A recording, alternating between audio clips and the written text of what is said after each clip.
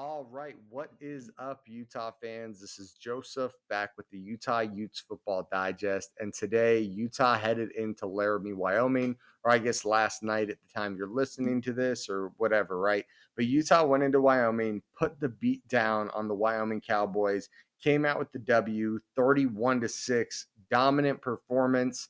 It took a little while for the score to show that, but the numbers were showing it even early in the game.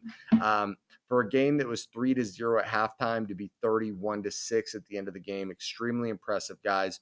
And don't let the narrative around this be that Utah went in there and beat the crap out of some bad Wyoming team. If you guys were watching this channel before we headed into Laramie, you guys probably know that this was a team that had a strong defense and a strong rushing game in Wyoming. And I think this was more of a statement that Utah was very good more than it was a statement about Wyoming not being good, right? I'm not saying Wyoming's a top 25 team, but I do think they were a solid squad that had two things they did very well. I wouldn't be surprised if at the end of the year, this Wyoming team has 6 to 8 wins, right? They looked like a strong squad. So I think I just want to address that. I think a lot of people are acting like, "Oh, how is the game even close?" I predicted the game going very similarly to how it actually went. My score prediction was 31-13. The final score was 31-6, right? No, I did not have the game being 3-0 at halftime. That was surprising to me. But either way, I think this was a solid squad. We went toe to toe with them though, and they like to be like a Utah junior. Is kind of how I looked at them, right?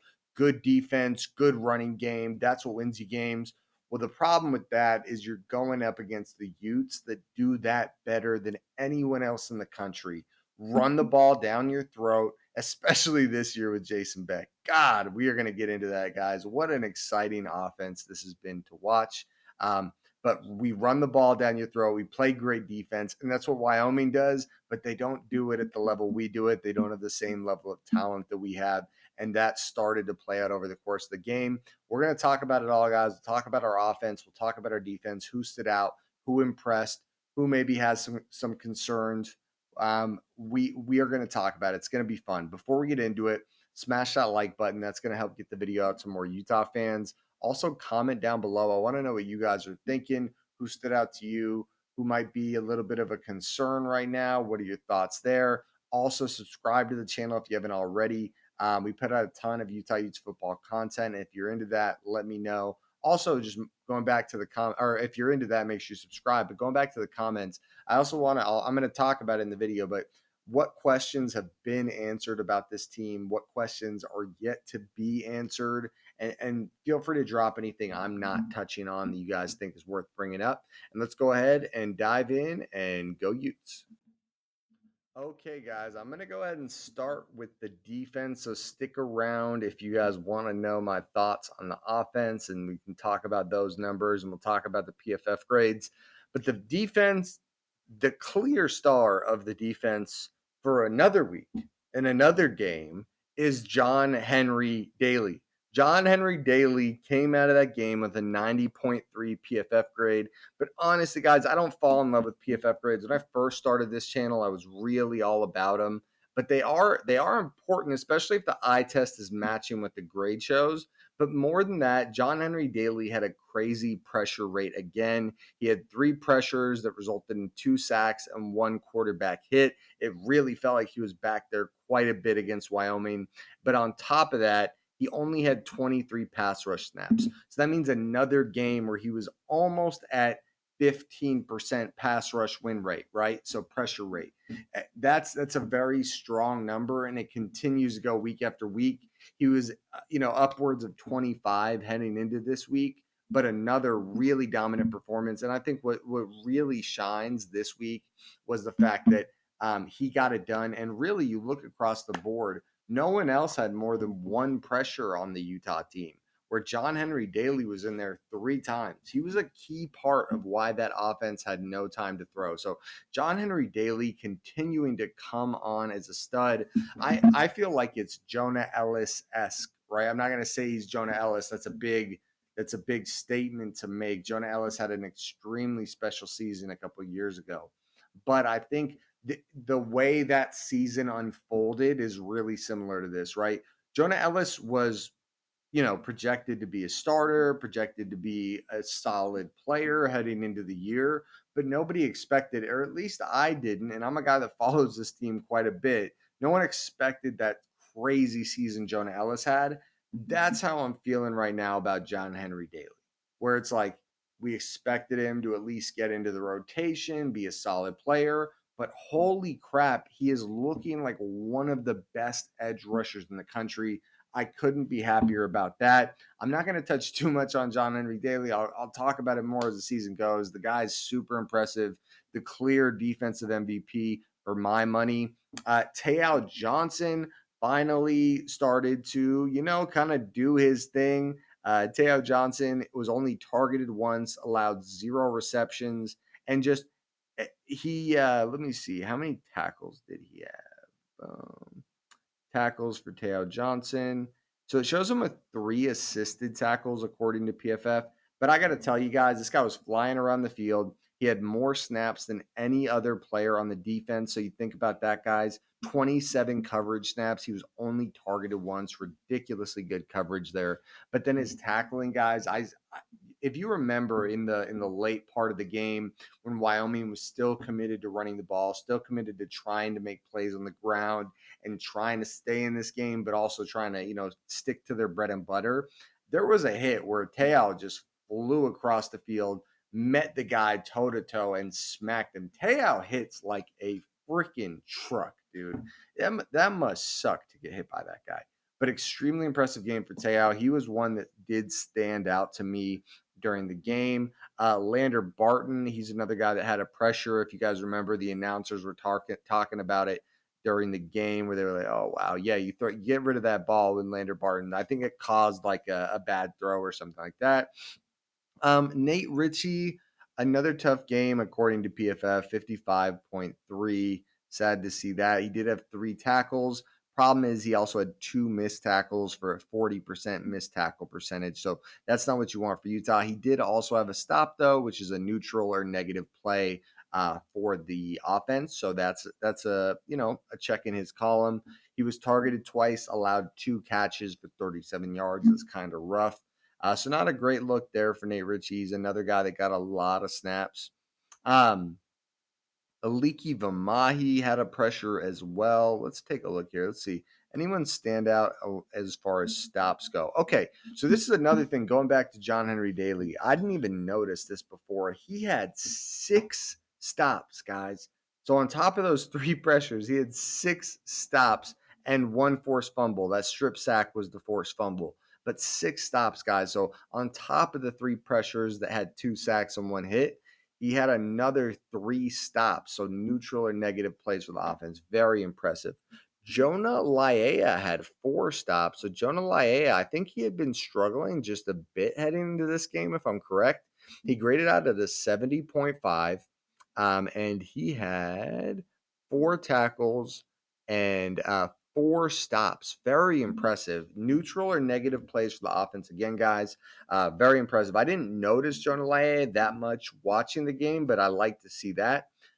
Cash Dillon is another guy that did stand out to me watching the game. I saw him make a play at the line. He did kind of get dragged for a yard or 2, but he met the guy behind the line of scrimmage and made a nice play. 3 stops for Cash Dillon. 3 stops as well for Paul Fitzgerald. I believe that's the guy that transferred over from Utah State a year or 2 ago. Jackson Benet, Benny, however you say it, he graded out at a 52.4. So a bit of a rough grade for him today. 1 missed tackle, only 2 tackles, 1 stop though. And I know he had that interception, right? Yeah. Yeah, he had the interception and he ran it back for quite a few yards. So I thought that was pretty cool.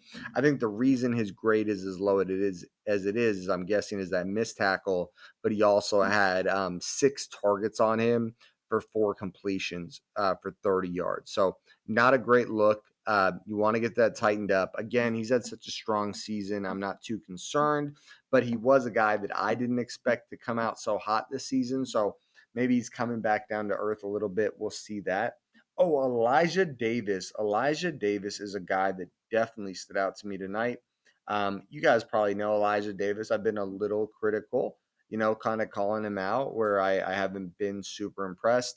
But this is where Elijah Davis stood out. He had no missed tackles. He had 6 tackles and 2 assists. And there was a play that really stood out to me where he really made an impact. At the cornerback position, he flew in there, just threw his body at the guy's legs, knocked them out from under him, and made a really nice tackle. You guys could probably, it was like a third and short or a fourth and short. It was a critical play. Yeah, and it's he's listed having one stop, and I'm guessing it's that play. Unfortunately, with Elijah Davis, he did get targeted 3 times, allowed 3 catches, only 22 yards, but still, not great there. So I do want to see that improve. But yeah, so those are probably the guys worth talking about on defense. I think we got a really good group here on defense. I think it looked extremely strong tonight. And this was a tough Wyoming offense. I'm not going to lie to you guys. This is anyone coming away from this game saying, like, oh, how are we not putting the beat down on Wyoming? Like, this is not going to cut it against other teams. I'll give you some of that, right? Where it's, hey, did we have some concerns? Sure. I actually think, believe it or not, that my concern was, especially later in the game, which, your defense does get worn down in the game. Our defense was susceptible to the run. Now, let's be clear, we were up by a lot. So we were playing a bend, don't break, right? We were playing bend, don't break, and we were giving them the short stuff and the run so that we didn't allow anything over the top.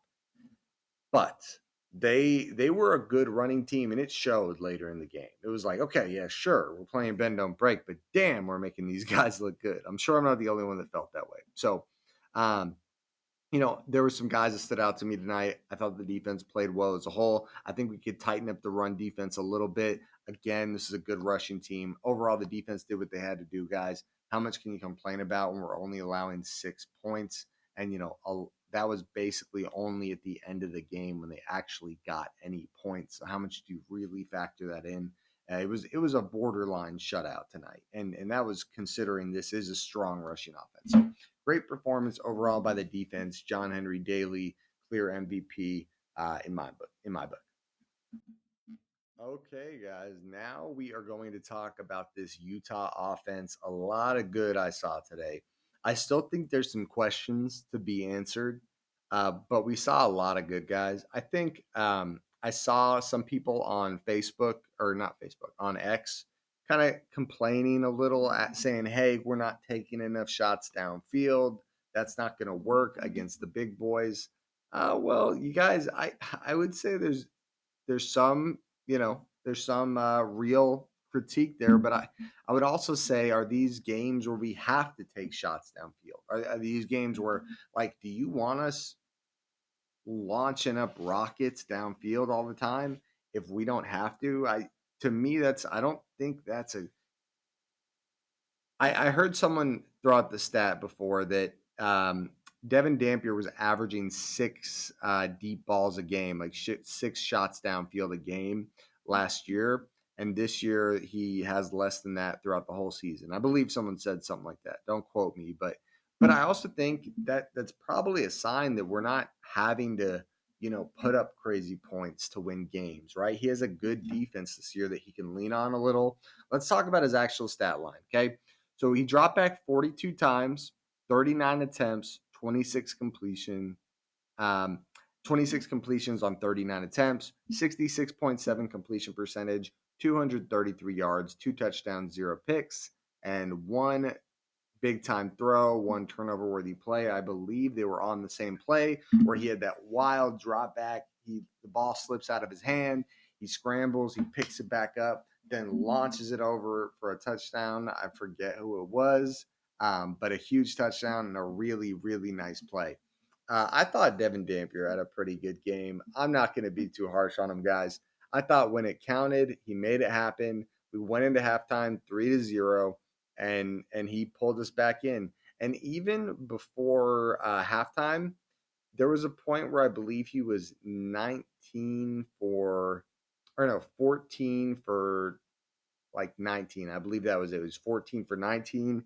And then it got away from him a little bit. the end of the second half, I believe it went up to like 14 out of 24. So it got a little rough. But then the second half, we come out guns blazing, just making things happen. And I would, and that's probably where I would push back to a lot of the people that are saying, hey, we need to take more shots downfield. We need to be a more pass oriented offense. When we are passing, we need to be more electric and, over the top. I would just say this: when we went into halftime, I made a post on Twitter or X. I made a post on X and I said, hey, it was 3-0 at this time. So this was still a game at this point. It felt like we were the better team, clearly, but it wasn't like we were pulling away and didn't have to worry about them. But I made a comment that it was, hey, we are averaging almost 7 yards a carry. Heading into halftime, we were almost 7 yards a carry, 6.95 yards per carry, and we had thrown the ball 24 times. Like, I just, that was a little shocking to me, right? And so I said, clear halftime adjustment, run the ball. Okay. So I'm going to move into the rushing now, but I'm just going to touch one more time on the passing. I thought Devin Dampier had a pretty good night. I don't think this offense is at its best when it is relying on the quarterback to make big throws through the air. It can do it, but I don't think that's how you set up this offense. This offense is at its best when you have the defense guessing what you're going to do, you're scheming guys open, you're manufacturing plays, and just letting the system do its thing. Right, guys? That's not a bad thing. That can be a very good thing, right? If the system's that good, that means if Dampier does go down, we don't need to find another Dampier to do it. We just need another guy that can do it in the general, I range of what Dampier can do. So now let's talk about this rushing game, guys. 43 rushing attempts for 307 yards for this Utah team. 2 touchdowns, 1 fumble. The 1 fumble was by Nate Johnson. He made a post on X saying sorry about it. Um, Let's break it down. So 6 carries for Hunter Andrews, 62 yards for Hunter Andrews. That's 10.3 yards per carry. That's crazy. He had a touchdown as well. He runs the ball ferociously too. He is nasty with the ball in his hands. I love how much we're getting guys involved both sides of the field. I think it's a great look. I really enjoy it. Wayshawn Parker as well, guys. He had 9 carries for 80 yards. That's 8.9 yards per carry. So ridiculous numbers by Wayshawn Parker. Also, just another guy that just runs with such physicality, right? Just a mean runner, mean runner, and a guy that I'm excited to see grow into his role. I know some people have been complaining a little bit about Wayshawn not getting as many carries as we'd like him to, but I don't. It doesn't feel necessary, and it's like, hey, if we don't need to give him 20 carries a game, if you guys listening to this really think he's that talented, then let's not give him 20 carries a game until we have to, right? Until it's like, hey, game 6, game 7, game 8, conference play. We need these wins, right? We're in the college football playoff hunt. We need to make stuff happen. Then start burning him, breaking him down a little, right? Like make the give him carries when we need to give him carries. We don't need it right now. We are looking amazing running the ball all over the place. Next up, we got, let's see, I'm just going to go down the line here. Nakari Rogers led the team in carries, 13 carries for 60 yards, 1 touchdown. Again, I'm going to say the same thing as last week. Nakari Rogers, I think he looks great when he's on the field and he has the ball in his hands. He's very physical with the football. He makes plays. And a lot of the reason his yards per carry is only 4.6 is primarily due to just he's the short yardage and the goal line guy. That seems to be the situation. He's getting a lot of those carries. Devin Dampier also had 12 carries.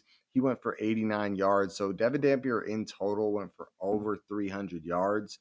Guys, he is a dynamic player. Over 300 yards. Jeez. And then Hunter Andrews, Smith Snowden got a couple carries early in the game. Only went for 7 yards, 3.5 yards a carry. a little underwhelming, just being honest. I was so excited about Smith Snowden getting carries, and I thought it was so cool, but I was a little underwhelmed. I almost felt like we were force feeding him a little bit, and it wasn't paying off. He had that one where he just slipped on his face in the open field. That wasn't a good look. Nate, hopefully he figures it out and he comes back and he starts becoming a better part of this offense. Nate Johnson, 1 carry, 9 yards, and he fumbled. So, or Devin Dampier is the only one listed with a fumble, but I believe Nate Johnson posted that he had a fumble. So that's weird, but I do believe Nate Johnson fumbled. Okay, now moving on to our receivers. Let's see. Okay, so Ryan Davis, 13 targets for 10 catches for 94 yards, 9.4 yards a catch. He graded out poorly according to PFF, but I mean, that seems pretty nitpicky. That seems like a great game to me, nearly 100 yards. I'm guessing it has something to do with his yards after the catch. He only has 2.1 yards after the catch. An average depth of target is only 6.8. So maybe that has something to do with it. But he caught a big 24-yard pass. It was the longest pass of the day, and he was a critical part of this offense. And Ryan Davis is a guy that I talked about a lot in leading into the season, where he is a good player. Like he came over from New Mexico. He was familiar with the offense, and he was the number 2 guy in New Mexico, and he caught a lot of passes, and he was a playmaker. So I'm excited to see this finally starting to click, and him. I mean, for my money, guys, you look at this. Ryan Davis had 13 targets. No one else had more than 6. To me, that tells you that we have a clear number 1 in this offense, and I think Ryan Davis is up to the challenge. Moving on, Dallin Bentley, 6 targets, 4 catches, graded out at a 62.6. Yak per reception, let's take a look at that. Not a super high yak per reception, only 3 yards per after the catch per catch. Yards per route run also quite low, 1.77. Ryan Davis was actually up there at 2.85 yards per route run. Okay, and then the guy that continues to steal the show, he was the superstar running the ball, but he had nearly 100. He actually might. Oh, he has over 100 yards of total offense, including rushing and receiving. So 5 catches for 44 yards for Hunter Andrews, and yak per reception is 9.8. So basically all of these yards are after the catch on little dump offs and screens and stuff like that. Yards per route run for Hunter Andrews is 4.4. So he's nearly getting 5 yards every time he runs a route. That is crazy. Buchanan had a nice catch, grading out pretty poorly, but had a nice catch for a touchdown. It was a really nice fade route. Devin Dampier put it right where it needed to be, jumped up, brought it in. Outside of that, no one really worth mentioning, right? I think maybe worth mentioning Tobias Merriweather, 3 targets, 1 catch, 15 yards, 51.9 grade. Ugh, right, not a great look there. Yards per route run for him was 0.75. It's a tough look. I know a lot of people were super excited about him. For me, I was a little more on the Ryan Davis train, but and I'm not saying like I was right. I'm just saying that's where my mind was. So I'm not shocked to see that, but hopefully he gets back in the swing of things and figures it out. Lander and Smith's not much weapons in the receiving game. Each caught 1 catch for 2 and 1 yards respectively. Okay, and now let's go ahead and take a look at the O line. Let's just see if anyone struggled. Obviously, O line grades not too crazy this early in the year. It's more of a sample size thing, right? Excuse me. Spencer Fano continues to grade out extremely well. How do you do tonight? Okay, Spencer Fano, 89 snaps. He only graded out at 64.9 tonight. Pass blocking, though, 84.3. We had some good grades overall. No one graded out really poorly from what I'm seeing. Yeah, no one graded out too poorly out of all of our guys that got a decent amount of snaps. Taking a look, who allowed pressures? Any pressures allowed? Yeah, you look at our top guys, the guys that got all the snaps. Uh, Fano, Tanoa Togiai, Jaron Kump, Caleb Lomu, Michael Mokofisi.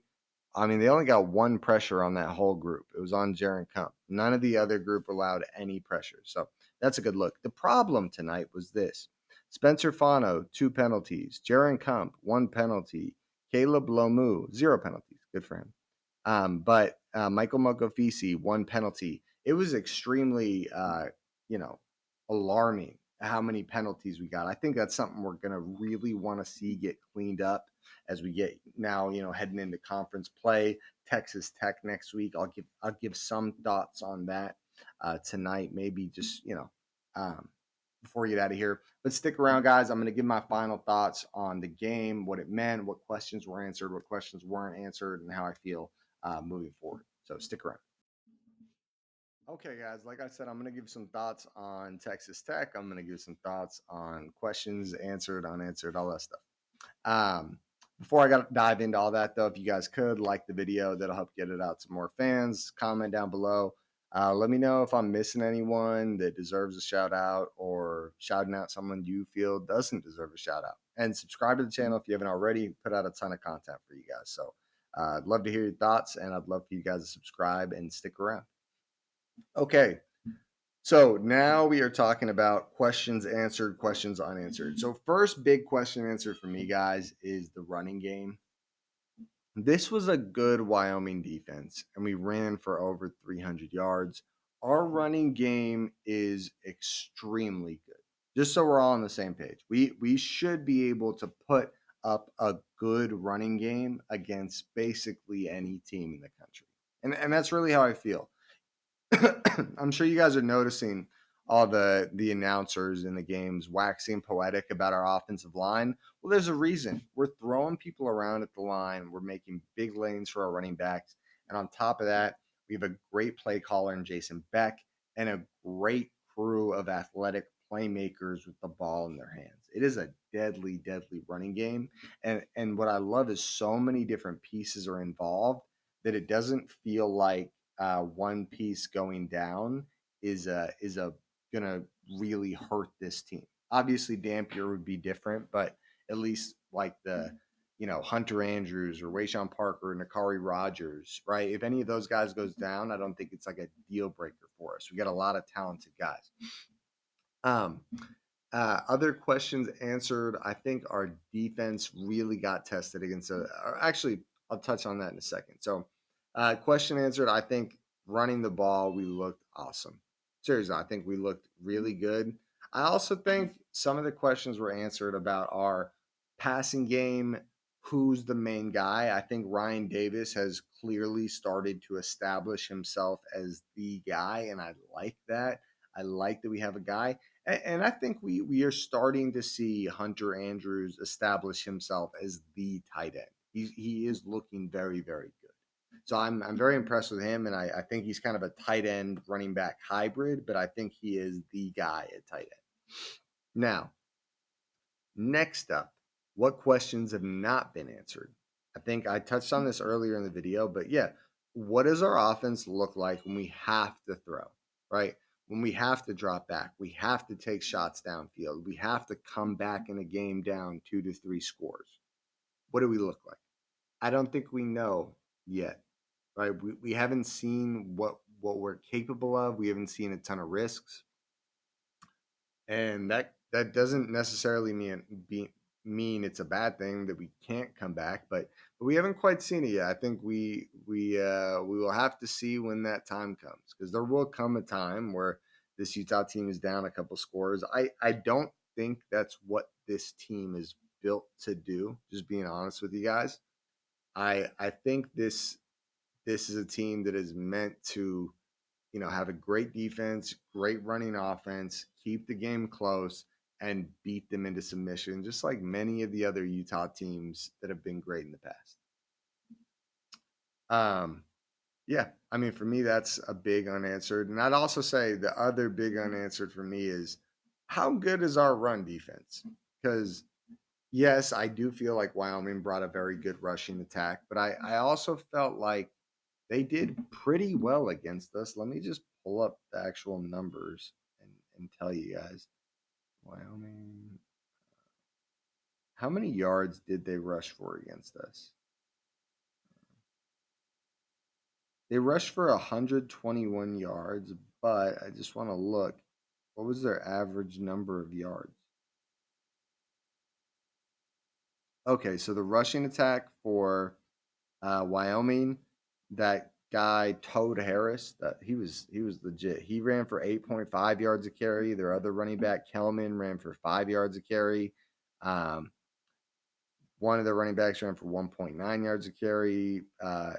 So, but I would just say overall, it did feel like we were a little susceptible to the run.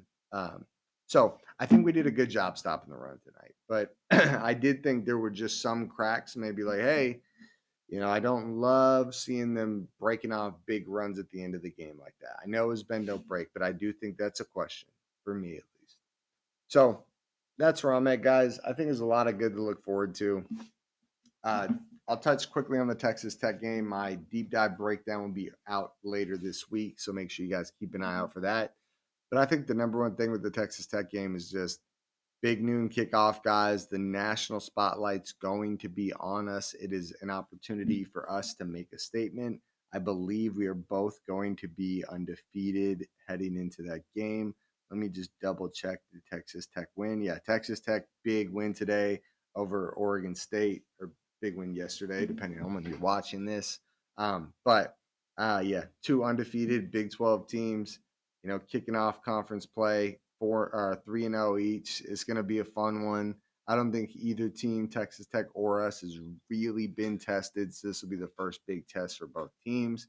Hopefully, we can come out there, lead with the win, and should be a good one.